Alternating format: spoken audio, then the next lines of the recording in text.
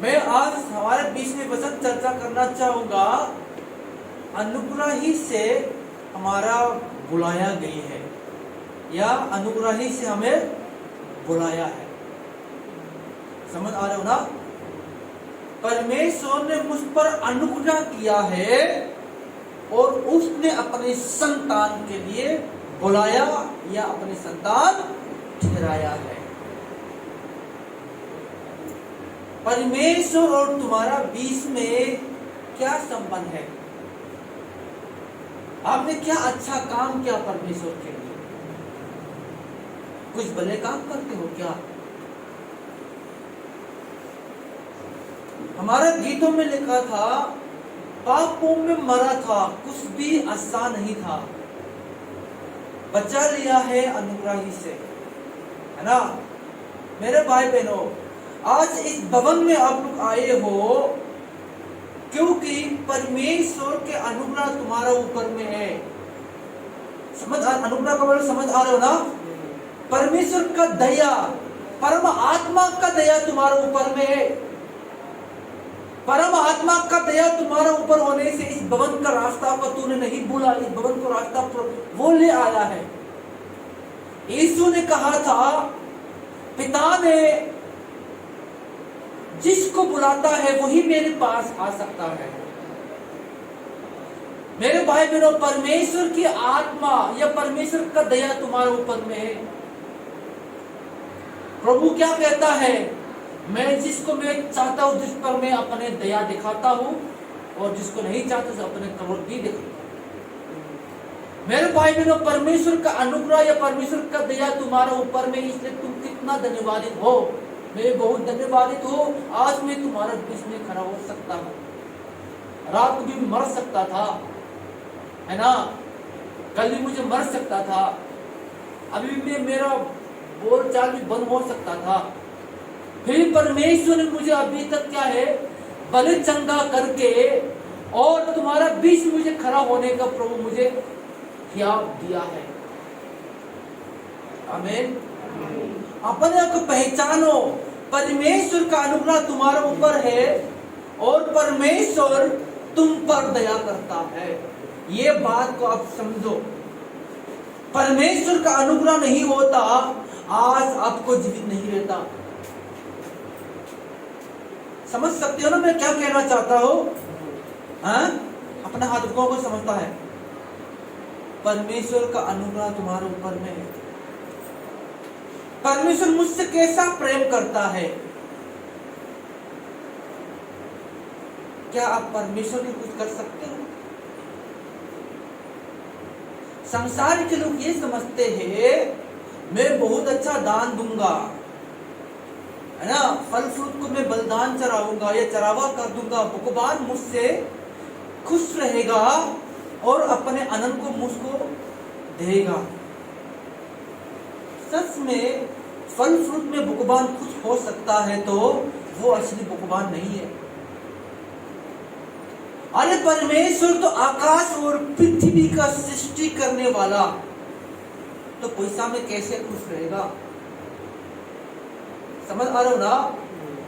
जो परमात्मा परमेश्वर जो आकाश और पृथ्वी सृष्टि का सब कुछ उसी के द्वारा उत्पन्न हुआ है, तो फल फ्रूट में वो कैसे वो खुश रहेगा? चाहेगा तो एक सेकंड में बना सकता है ना, है ना? चाहेगा तो एक सेकंड उसको सुखा सकता है। हमारा क्या बोलता है, राष्ट्रपति का सिग्नेचर पैसा में है, उसी में इस्तेमाल किया जाता है। तो क्या मतलब है ये पैसा तो अमेरिका में कामयाब नहीं है। सही बात है ना? तो स्वर्ग में क्या काम आएगा ये पैसा? स्वर्ग में काम आएगा इसी पैसा को? कामयाब नहीं ना। फिर भी वो क्या करता है, अच्छा दान दूंगा या अच्छा मंदिर बनाऊंगा, चढ़ावा करूंगा, भगवान मुझसे खुश रहेगा? नहीं। परमात्मा परमेश्वर तुमसे कैसे खुश होता है, मैं उसी के बारे में बताऊंगा। इंतजार करना, वचन निकलेंगे। अभी मैंने हमारा विशेष वस्तु मैंने बताया था, अनुग्रह ही से हमें बुलाया गया है। परमेश्वर का अनुग्रह से आपको, तुमसे कुछ नहीं है, आपसे कुछ भी नहीं है, फिर भी उसने आपको दया किया है, इसने आपको बुलाया है ना? उसने आपको दया किया है, तुम्हारे तरफ से कुछ भी नहीं है। हम इंसान से, किसी से मोहब्बत, किसी से प्यार करेगा तो उसी की सुंदरता से हम पसंद करता है, उसी का मतलब दहेज से हम पसंद करता है, उसी का धन दौलत से पसंद करता है, तब उसको प्यार मोहब्बत उत्पन्न होता है। परमेश्वर मुझसे मोहब्बत या परमेश्वर मुझसे प्रेम करता है, मेरी तरफ से कुछ भी नहीं है, क्योंकि वो दया का धनी है। परमेश्वर प्रेम है, इसलिए मुझ पर दया करता है। उसी दया ने मुझको क्या है, अपने संतान के लिए बुलाया और अपने संतान कहलाया है। वचन निकले रोमियो अध्याय 1 का 5 वचन से।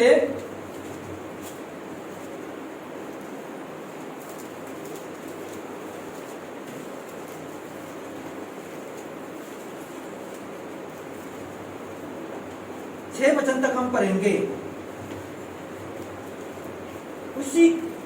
उसके द्वारा हमें अनुग्रह और प्रीतियां मिली कि उसके नाम के कारण सब जातियों के लोग विश्वास करके उसकी माने, जिसमें से तुम भी यीशु मसीह के होने के लिए बुलाया गए हो।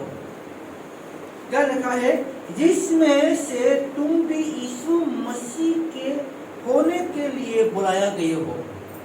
क्या अनुग्रह ही से हमें प्रेरित, मतलब चेला प्रेरित अनुग्रह से मिले हैं। इसलिए मेरे भाई बहनों, तुम भी मसीह के लिए उसी के अनुग्रह से आपको भी बुलाया गए हो। पौलुस ने रोमियो लोगों को ये पत्री दिया गया है। ये पत्री में परमेश्वर के वचन अभी भी हमारे लिए है। और उसी के साथ साथ मत्ती अध्याय 9 का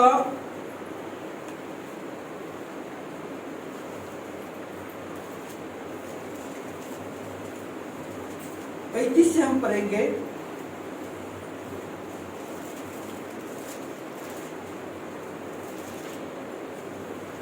यीशु सब नगरों और गांवों में फिरता रहा और उसके आराधनाओं में उपदेश करता और राज्य का सुसमाचार प्रचार करता और हर प्रकार की बीमारियों और दुर्बलता को दूर करता रहा। जब उसने वीर को देखकर तो उसको लोगों पर तरस आया, क्योंकि वे उन बेरों के समान जिसका कोई रखवाला ना हो, व्याकुल और भटके हुए से थे। तब उसने अपने चेलों से कहा, पके खेत तो बहुत है पर मजदूर थोड़ी है, इसलिए खेत के स्वामी से विनती करो कि वे अपने खेत कटने के लिए मजदूर भेज दे। परमेश्वर अपने वचन हम सबके लिए आशीष दे।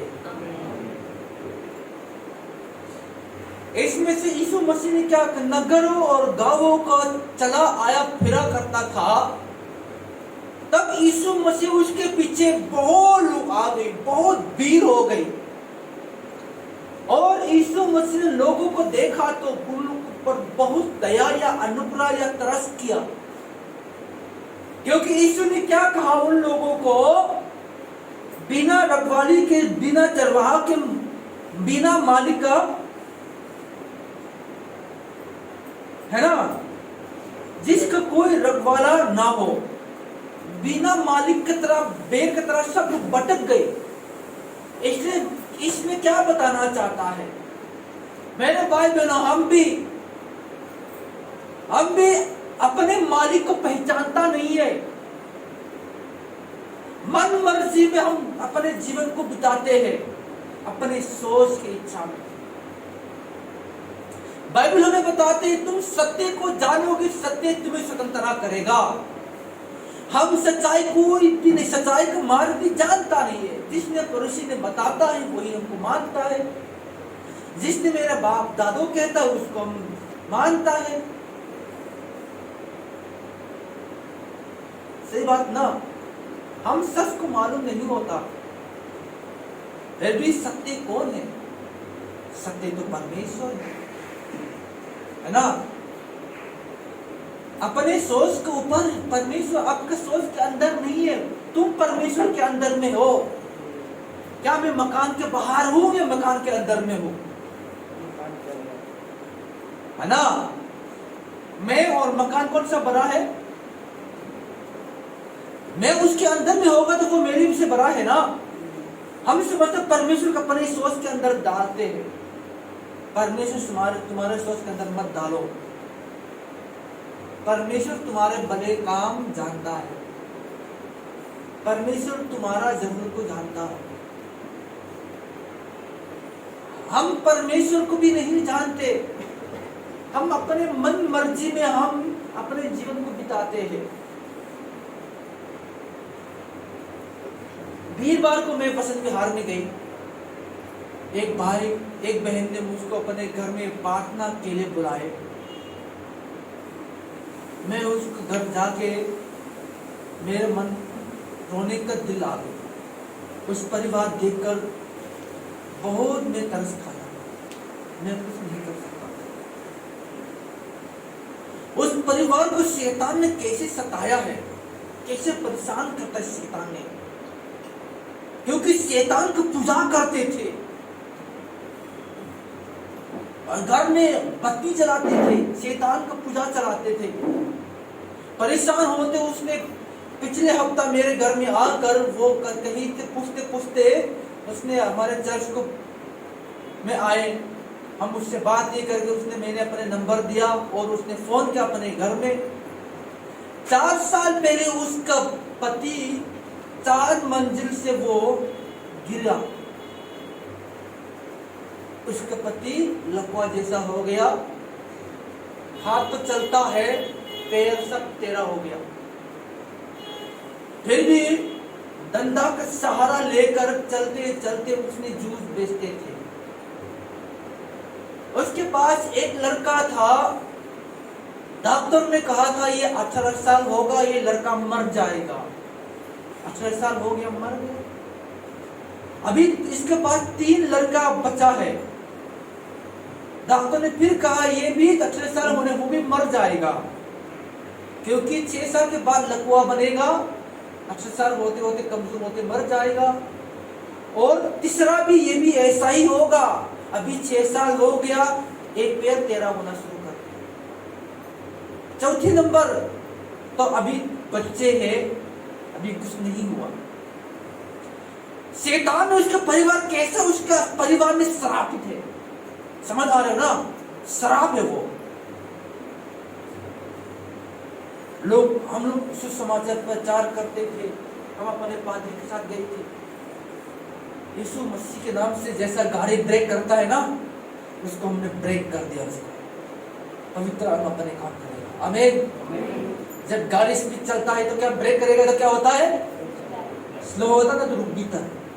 शैतान के काम को रुकने के लिए अब मुझे लगाकर प्रार्थना करना, परमेश्वर वो कर सकता है। आमीन। क्योंकि परमेश्वर स्वतंत्रता के लिए हमें स्वतंत्र कर चुका है। क्योंकि उन लोग नहीं जानते, परमेश्वर को नहीं जानते, परमात्मा के बारे में नहीं जानते, शैतान की उपासना करते हैं। शैतान उस घर को नष्ट करता रहा। आदमी एक्सीडेंट से दुर्घटना हुआ, फिर भी जान तो बचा है उसका बेटा। और कभी कभी उसका आदमी अपने को आत्महत्या करने के लिए सोचते थे। मेरे भैया आप क्या सोचते हो, अपने परिवार देखकर क्या सोचते हो? उसने कहा मैं सोचता हूँ कभी कभी अपने को आत्महत्या करूं, तो करूंगा तो कैसे करूं, छत पर चल नहीं पाता हूं। कभी कभी मैं जहर खा लूं सोचते। धन्य है उसका बीबी ने सुसमाचार को ढूंढ ढूंढ कर हमारे पास आया। उसने क्या कहा, ये तो पहली बार ये वचन को सुना है, मैं चर्च को तो मैं जानता हूँ, यीशु मसीह का नाम भी जानता हूँ, फिर मैं उसके बारे में समझता नहीं था। मैं चर्च में काम करता हूँ, YMCA जानते हो ना, YMCA उधर में काम करते हैं, मतलब गार्ड की तरह, है ना, काम करते लोग आता है, दो सफेद कपड़ा पहन कर फादर जी भी आता है, उससे कुर्सी भी लगा देता हूँ, है ना, ठीक है, आप भी लगा देते हैं। तो कभी उस क्यों ऐसा सफेद कपड़ा क्यों पहनते हैं, क्यों मीटिंग करते हैं, कभी तुमने पूछताछ किया? नहीं तो मैं तो इसी मतलब मेरा ड्यूटी और तनख्वाह लेना मेरा मतलब है। अभी मैं उसी के बारे में बताया हूँ, क्यों सफेद कपड़ा पहना है, उन लोग क्या चर्चा करते हैं, वही चर्चा बच में आपको बताने वाले। हम बता तो उसको विश्वास करने लगा। उसने क्या कहा, आज के बाद तो मैं डंडा का सहारा लेकर चर्च में आऊंगा। ठीक है, हम चर्च को लेंगे, चिंता ना करो, मैंने बताया बहुत दूर है, पसंद तक जानता होगा, है ना, क्योंकि शैतान लोगों को परिवार कैसे नष्ट करता है। गीतों में हमारे बाइबल में क्या लिखा, शैतान आया, चोर आया है चोरी करने के लिए, यीशु आया है जीवन देने के लिए। जो चोर को लोग स्वागत करता है, यीशु को स्वागत नहीं करता है, इसलिए हमारा घर परिवार में श्रापित होता है। यीशु मसीह शराब छुटकारे के लिए इस दुनिया में आया है, शराब छुड़ाकर आपको पापों से मुक्ति देने के लिए। यीशु ने क्या कहा, मत्ती अध्याय 11 और 28 वचन में, और ये क्या लिखा है, सब लोग देखिए, मेरे बाइबल में ऐसे लिखा है, मैं पढ़ता हूं भी, हे सब परिश्रम करने वालों और बोझ से दबे हुए लोगों, मेरे पास आओ, मैं तुम्हें विश्राम दूंगा। मेरा जुआ अपने ऊपर उठा लो और मुझसे सीखो, क्योंकि मैं नम्र और मन से दीन हूं, और तू अपने मन में विश्राम पाओगे, क्योंकि मेरा जुआ सहज और मेरा बोझ हल्का है। आमीन। क्या है, यीशु मसीह किस लिए आया है, शराब से छुड़ाकर मुक्ति देना चाहता है। सुबह हम मीटिंग करते थे, हमारा ड्रेस मैडम ने वचन सुनाया करता था, बलिदान। बलिदान क्या मतलब होता है, बलिदान, क्योंकि हम मंदिर में चढ़ावा करता है ना, बलिदान का मतलब परमेश्वर को खुश करना, समझ आ रहे ना। बलिदान का मतलब क्या है, अपने प्रस्ताव करके परमेश्वर को खुश करने के जाए, और परमेश्वर मुझसे खुश रहे और वो मुक्ति मुझे दे। बलिदान चढ़ाया करते थे, क्या है, बछड़ा का खून, भेड़ का खून, बकरा का खून, मुर्गा का खून के द्वारा क्या है, चढ़ावा करते थे, और तब उसी के द्वारा परमेश्वर का मन क्या है, ठंडा होकर लोग पाप को क्षमा हुआ करते थे। मैं इस वक्त में बताऊंगा, इतना लंबा नहीं बता पाऊंगा क्योंकि समय भी कम है। तो पुराने नियम में हमेशा ऐसा ही करना पड़ता है, झूठ बोलेगा, थोड़ा सा पाप करेगा, उसी के लिए बछड़ा क्या काट कर बलिदान करना पड़ेगा। मंदिर में, पवित्र स्थान में आपको जा नहीं सकता, आपके बदला में तुम्हारे बिछोह में एक याजक जाएगा, समझ आ रहे हो ना, और याजक जाकर तुम्हारा पाप के बलिदान करेगा। ये आपके लिए कितना कठिन काम होगा। इसलिए बाइबल हमें बताते हैं, परमेश्वर ने जगत से ऐसा प्रेम किया कि उसने अपने एकलौता पुत्र को दे दिया, ताकि जो कोई मुझ पर विश्वास करे नाश न हो परंतु अनंत जीवन पाए। परमेश्वर का प्रेम इस ठीक समय पर आया है। परमेश्वर मुझसे प्रेम करता है, इसलिए मुझ पर दया करके यीशु मसीह को हमारे लिए दे दिया। और यीशु मसीह को जो हमें हमारा पाप से जो क्या है, हमारा क्या है, पाप के द्वारा मुझे मृत्यु होना था, है ना। पाप कैसे, पाप मैंने क्या पाप किया, ये हमारे पास ये सवाल भी हो सकता है। मैं छुट्टी में बताऊंगा, परमेश्वर ने आदि में आकाश और पृथ्वी बनाया और मनुष्य को भी बनाया। वो पहला मनुष्य कौन है, आदम और हवा। आदम और हवा से परमेश्वर ने एक आज्ञा दिया था, जो एदन के वाटिका का बीच में एक वृक्ष का फल है, वो बुरा और ज्ञान का फल है, उसको कभी ना खाना, उस दिन तुम खाओगे तो अवश्य मर जाओगे। तो शैतान आकर शैतान की परीक्षा में उन लोग खड़ा नहीं हो पाया। शैतान क्या कहा, ये सब जो खा सकते हो? नहीं, ये वो वृक्ष का फल है, वो बुरे और ज्ञान का फल है, वो कभी मत खाना, जिस तुम खाओगे तो अवश्य मर जाओगे। परमेश्वर कहाँ है? शैतान ने क्या कहा, नहीं, जिन तुम खाओगे तुम्हारा आंखें खुल जाओगे, नहीं मरोगे। तो हवा ने तोड़कर उसने खाया, उस में से क्या है, मनुष्य के जीवन में मृत्यु आ गई। परमेश्वर से मनुष्य तो मर चुका है, शरीर में तो जिंदा है, फिर परमेश्वर से मर चुका है, परमेश्वर से अलग हो गया है। उसी में से क्या है, शैतान को उन लोग ने अपने अधिकार में मनुष्य ने ले लिया। शैतान कभी अच्छा काम करता है, हैं? शैतान कभी अच्छा काम करता है? शैतान को मनुष्य ने अपने ऊपर ले लिया अपने अधिकार के लिए, इसलिए हमारा क्यों, इसलिए हम श्रापित जीवन जी रहा है।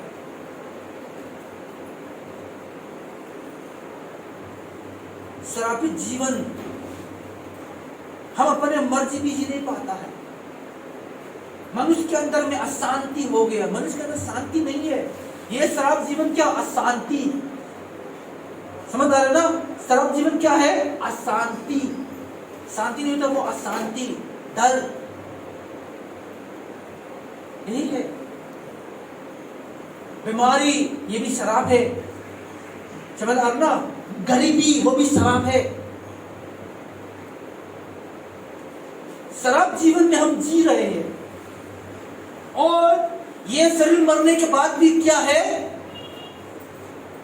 सर्वदा में नरक में तैरना पड़ेगा।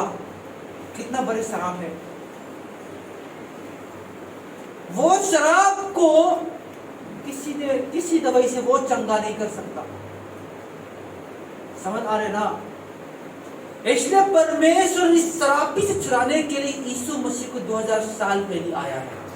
आमीन। वो उस शराब को छुटकारे के लिए यीशु मसीह दुनिया में आकर, और जो अब पाप के द्वारा मृत्यु होना है, वो यीशु मसीह आपके बदला में मर गया है। यीशु मसीह है कौन? यीशु मसीह परमेश्वर का एकलौता पुत्र है ना? परमेश्वर का पुत्र को आपका पाप के लिए अपने को बलिदान किया, अपने पवित्र खून को उसने बहाया। उसी खून से क्या हो गए, तुम्हारा पाप जो आपका अंदर वो शराब है, उसने खून से साफ कर दिया। समझ आ रहे ना? साफ कर दिया, और आपका पाप को क्षमा हो गया है। इसलिए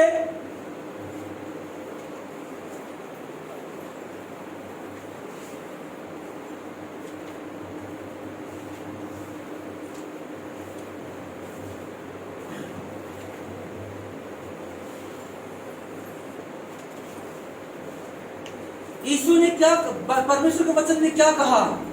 ईसाया का 55 वचन से पढ़िए, एक जमान पढ़े। ईसाया वचन अध्याय 55 का 1 और 3। अहो सब प्यासे लोगों, पानी के पास आओ, और जिनके पास रुपया ना हो, तुम भी आकर मोल लो और खाओ। दाख मधु और दूध बिन रुपए और बिना दाम ही आकर ले लो।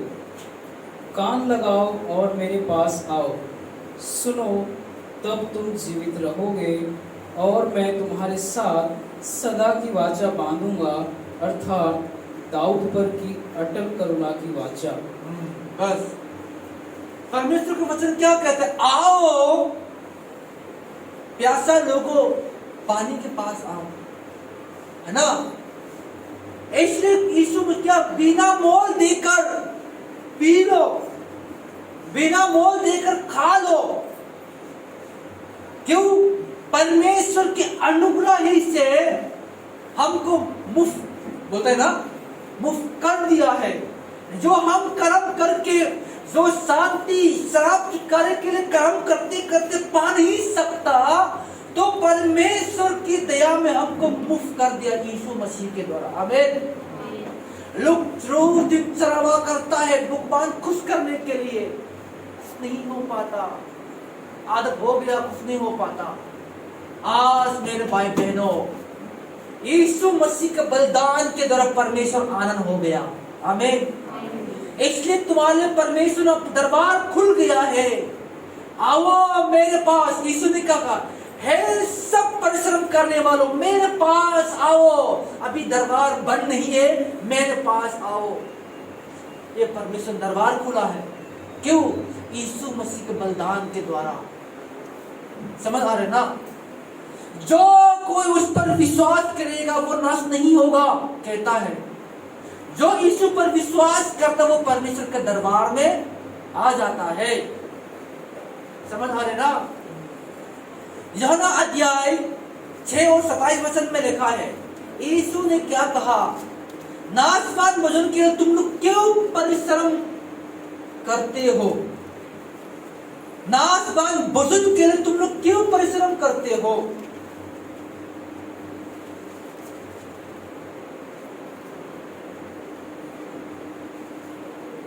परंतु उस भोजन के लिए जो अनंत तक का ठहराता है, जिससे मनुष्य का पुत्र तुम्हें देगा, क्योंकि पिता अर्थात परमेश्वर उसी पर छाप लगाया है। आमीन। नाशवान भोजन के हम लोग क्या करते हैं? उधर उधर भटकते, कभी उधर, कभी पहाड़, कभी उधर चलते हैं। क्या हम मिलता है? धोखा के अलावा क्या मिलता है? बताओ।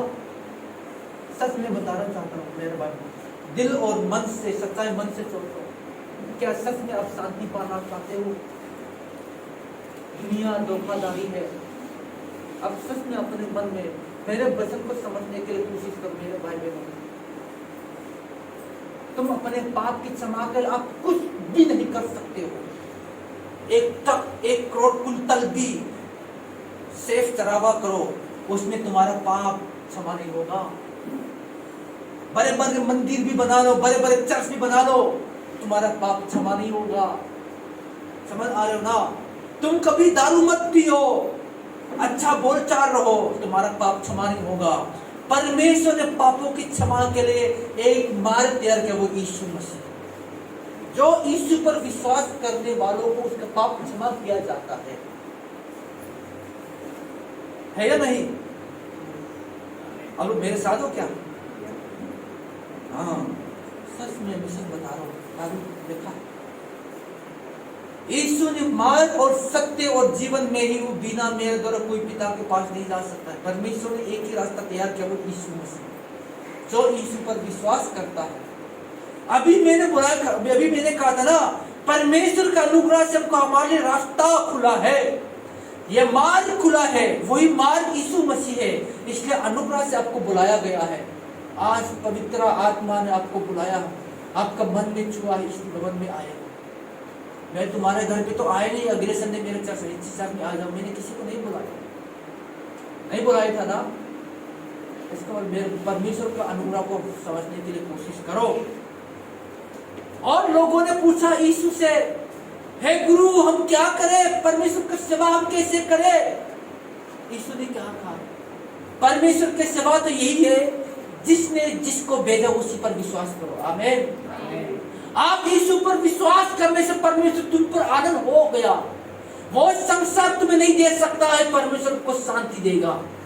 आमीन। संसार दे नहीं सकता, वो आपको वही मिलेगा, वो यीशु पर विश्वास के द्वारा। इसलिए क्या कहता है रोमियो अध्याय 3 और 23 वचन में, सबने पाप किया है, परमेश्वर के महिमा से रहित हो चुका है। सबने पाप किया, जो आदम और हवा पाप को सभी का पाप में फैल गया। समझ आ रहे ना? किसी को खून की जरूरत होगा तो गाय का खून इस्तेमाल कर सकता है? हाँ? कौन कौन गाय का खून इस्तेमाल किया बताओ? मेरे वाइफ का एक बार ऑपरेशन हुआ था, खून की जरूरत था, मैंने अपने खून दिया। मेरे भाई ने खून दिया, उसके चाची ने भी खून दिया। अरे इसका खून क्यों इस्तेमाल करो? बगल में कुत्ता भी तो पड़ा है, गाय भी तो पड़ा है, और उसका खून तो निकल के चला दे। नहीं हो सकता। समझ आ रहे ना? इंसान खून इंसान की चाहिए। जो हमारा पूर्व जो आदम और पाप के वजह से मनुष्य ने, सब मनुष्य पर पाप फैल गया है ना, सब मनुष्य पर पाप फैल गया। ये वचन को इसलिए जैसा एक मनुष्य के द्वारा पाप जगत में आया और पाप के द्वारा मृत्यु आए, और इस रीति से मृत्यु सब मनुष्य पर फैल गया, क्योंकि सब ने पाप किया है ना, पाप किया है, इसलिए सब हम पाप की संतान हो गया। अध्याय 3 में भी लिखा है, इसलिए कि सब ने पाप किया, परमेश्वर की महिमा से रहित हो गया। कहानी खत्म नहीं है, आगे में लिखा है, परंतु जो परमेश्वर में दूर रह चुका है, जो परमेश्वर अलग हो चुका है, जो परमेश्वर से वो मृत्यु हो चुका है, वो यीशु मसीह के बलिदान के द्वारा, अभी बता रहा है, परंतु उसके अनुग्रह से, उस छुटकारा के द्वारा मसीह यीशु में सेत में धर्मी ठहराया जाते हैं। आमीन, हालेलुया। जो परमेश्वर से दूर हो चुका है, पाप के विषय क्या है, परमेश्वर रहित हो चुका है, इसका मतलब परमेश्वर से दूर हो चुका है, उन लोगों के लिए परमेश्वर का अनुग्रह आया है। यीशु मसीह के, परमेश्वर का अनुग्रह यीशु मसीह ना कि छुटकारा के द्वारा हमको सेत में हमको धर्मी बना दिया। आमीन। क्या आप धर्मी बनना चाहते हो? हालेलुया। तुम्हारा धर्मिकता को यीशु विश्वास करके धर्मी हो जाओगे। आमीन। तुम्हारा कर्म नहीं है, इतना अच्छा कर्म भी करो, यीशु पर विश्वास नहीं करेगा, तुम्हारा कर्म अधूरा है। समझ आ रहे ना? यीशु पर विश्वास के द्वारा क्या है, परंतु जिस छुटकारा के द्वारा मसीह यीशु में अनुग्रह से हमको सेत में बना दिया है। क्यों? ये कैसे हो गया? क्योंकि यीशु मसीह हमारे लिए मर गया और हमारे अपराधों के लिए उसने क्या है, घायल किया, क्योंकि उसके कोड़े खाने से हम लोग चंगा कर दिया। Hallelujah, hallelujah. ये उसके कोड़े खाने से हम लोग चंगा कर दिया है। इसलिए मेरे भाई बहनों, अभी परमेश्वर ने अनुग्रह से आपको बुलाया गया है, और इसी अनुग्रह से हमको अभी समय दिया गया है। दूसरा कोरिन्थ अध्याय 6 में लिखा है, 2 वचन में या 1 वचन से हम पढ़ेंगे तो कैसा लिखा है, जवान पढ़िए। 6 का 1-2, दूसरा कोरिन्थ अध्याय 6 का 1-2। हम जो परमेश्वर के सहकर्मी हैं, ये भी समझाते हैं कि उसका अनुग्रह जो तुम पर हुआ उसे व्यर्थ ना जाने दो। हालेलुया। क्या बता है, हम परमेश्वर का सेवक है, हम परमेश्वर का सहकर्मी है। मैं तुमसे ये मैं याद दिलाकर मैं बताना चाहता हूँ, जो तुम पर परमेश्वर का अनुग्रह उसको व्यर्थ ना जाने दो।